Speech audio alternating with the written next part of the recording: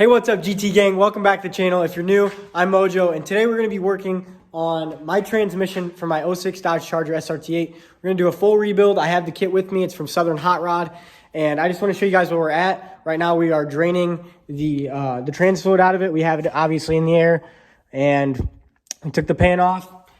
By all means, if you wanted to remove the pan before you even pull the transmission, go right ahead. This is just how I decided to do it. We're going to go ahead and get started. I'm going to brake clean the crap out of the valve body before we pull it over and onto the operator station. And I'll just get right into the video. So I guess I'll see you guys at the end. All right, so the transmission is upside down, pan is off, and it is on the bench. We open up our book, and before I get started, I actually want to tell you guys, I understand watching videos, but nothing beats the books. I have a manual for a reason.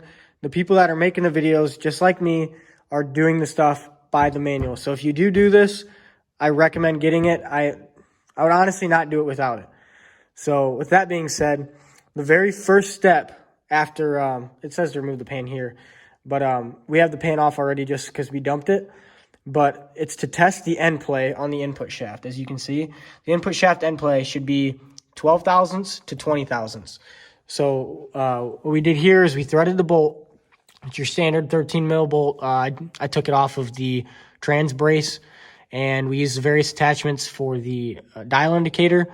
We have it set to 0, as you can see. And what I'm going to do is just pull on this input shaft in and out with preload obviously set on the dial indicator. And we will test to see what our end play is, see if it's within tolerance. And we'll write this down and go on to the next step. Okay. So I'm going to try to do this as best as I can. So when you install this, you want to make sure you have a little bit of preload so you can adjust front and back end play. So once you have it on, we'll just try to set this at 0 just to make it easy for you guys to see exactly what I'm getting for measurement. So as you can see, it's at 0 right now. I'm going to grab the inside shaft, which is this one right here. I'm going to pull it in and out.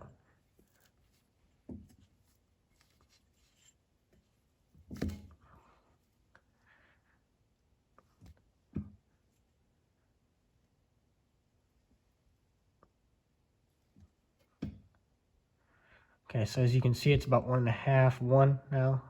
It's at 0. 12. Okay, guys, so the next step would be to place the transmission in park to prepare for removal of the output shaft nut. Remove the output shaft drive yoke retaining nut using the 30mm 12-point socket, and we will remove the output shaft yoke. So I'll go over here. Here's the exploded view. I'll go over on the transmission and show you what they're talking about. Okay, so here is the yoke for the output shaft. Here is the lever for the gear selection. So right now I'm in neutral. I know that because if I go all the way this way, towards the rear of the transmission, how it locks in, you actually can't rotate this at all. That's how I know it's park. I'll put it in drive or honestly any other gear, and you can see that this rotates. So we'll put it in park just as the manual says, and remove this 30mm 12-point nut. Okay, so here we are. We have our 30mm 12-point socket. It fits the retaining nut. And so there's actually the outer ring of this retaining nut was staked in. So we took a pointed punch and leveled it all out so that we can remove the nut and not shear off the end of this, the notches in the output shaft. So I'm going to go ahead and put an impact to this, take it off, and then we will be able to remove the yoke. So a lot of these nuts, bolts, etc., we're not going to mix up. There's only one of these, and we're actually replacing it anyway. So we have a tray back here, throw it in. Slide this yoke right out. It should come literally, just slide it right off. You'll inspect the splines, and they look good. So we're going to set this off to the side and move on to the next step. So we have this rear seal for the output shaft, and there's a washer behind it. We'll remove those and then head over to the front of the transmission. Just took a pry bar to this and got it pretty much most of the way out. So what we'll do is take this, pop it right off. There's your seal. Throw it in the bucket. Move on to the next step. So it says that there should be a thrust washer right here, 435. It says tag the washer or tie wrap it to the yoke, since it's very similar to the gear end play shim, and they must not be interchanged. So I do not actually have one of those on here. As you can see, looks like this is part of the bearing, and this is a snap ring. I don't actually have the said washer. Thrust washer would be behind the seal, and it's just not there. So we'll see if the new kit comes with one. If not, I might have to go buy one. Next step is to remove the 240 Torx case bolts. There's one here, and on the opposite side, we'll remove those really quick. They are size 40 Torx. It's right here, T40. Go ahead and remove them. Head on to the next step. So it says next, after you remove your filter, is to remove the valve body assembly. We have the, looks like 9 bolts. Yep, you have 9 bolts, 10 bolts to hold it in. We'll use a 30 Torx bit and take the valve body off.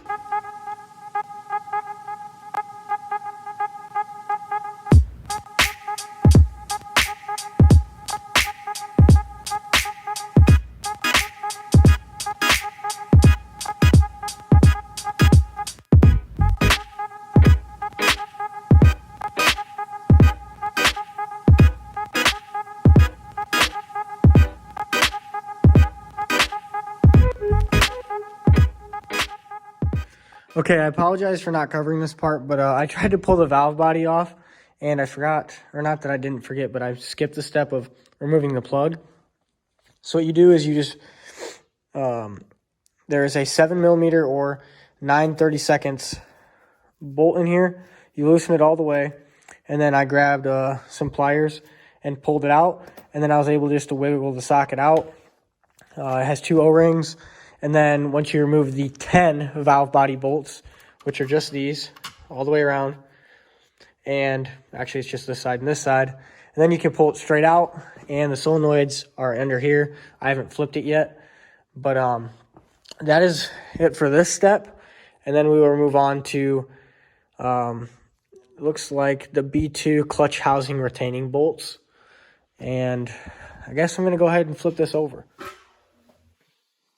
So all of these valve body bolts will be the same size. So when you remove them, you can just take them out because we will flip it over. We don't need bolts just flying everywhere.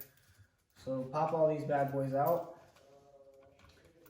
And we'll flip the valve body over just to get a look at it. Check that out.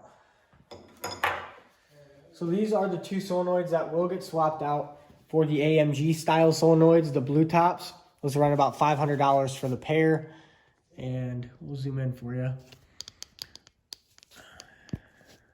That's what that looks like. We will move on to replacing those solenoids later. We're gonna focus more on the actual transmission part of it. We'll do the valve body later. Once you have the valve body removed, we're gonna go over here and we will remove the 2 B2 clutch housing retaining bolts. They are T40 Torx here and here. And then the manual says to lift the transmission vertical and remove all of the bell housing bolts shown here. They're not the bell housing bolts, but I guess you would call them the bell housing bolts. They'll go all the way across the outside. You don't want to remove the inside bolts because those are for the pump itself. Removing just the casing.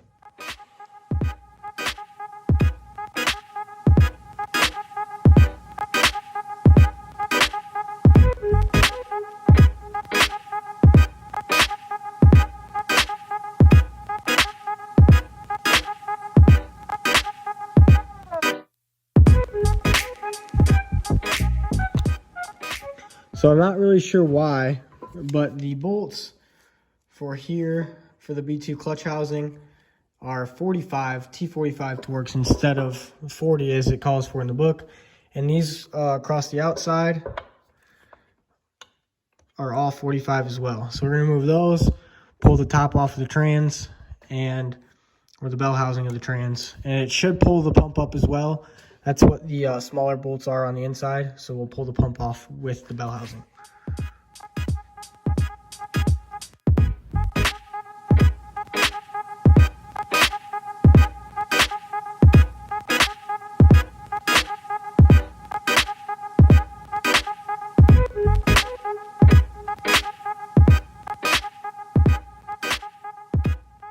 So we have the bell housing off to the side along with the pump that is attached to it.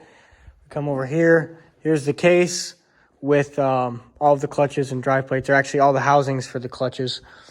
Right here we have the K1 clutch housing, which is here, and the K2 clutch housing actually sits under it. So the K1 will sit right on top. It says to remove the K1 clutch housing, but I think I'm going to try to play some operation and go for the funny bone here. We're going to pull the entire input shaft off, which will pull off not only K1, but K2 as well. Set it off to the side and pull them off one at a time and lay them out accordingly.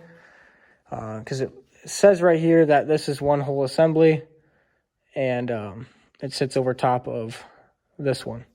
We'll go ahead and throw you guys on a time lapse and take this bad boy out. Okay, everybody, before I get on the next step, I just want to talk about how cleanliness in this operation is absolutely #1 priority. It may not look like it's very clean, but this is wiped down multiple times. There are the dirty rags are over to the side. This area right here is clean, I can assure you. I'm wearing rubber gloves, as you can see. #1 priority. If we get dirt in this, it could be absolutely catastrophic. Just keep that in mind. #1 priority is keeping this thing clean. So since we have this whole assembly out right here, K1 and K2, along with the input shaft, we will reach into here. As you can see, this is what we're dealing with. This it's the gear train assembly, the entire gear train assembly. We're going to pull this out and set it off to the side just like we did with K1 and K2, and bring it on over out of the way.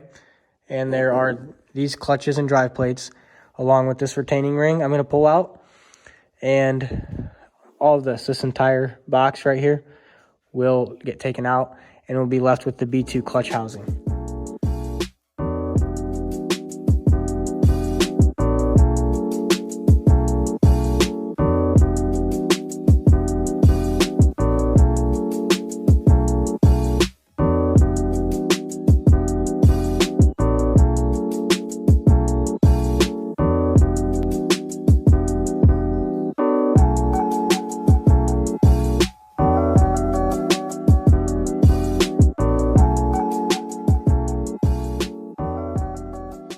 Okay, so it may look like I jumped forward, but bear with me. So here's the case.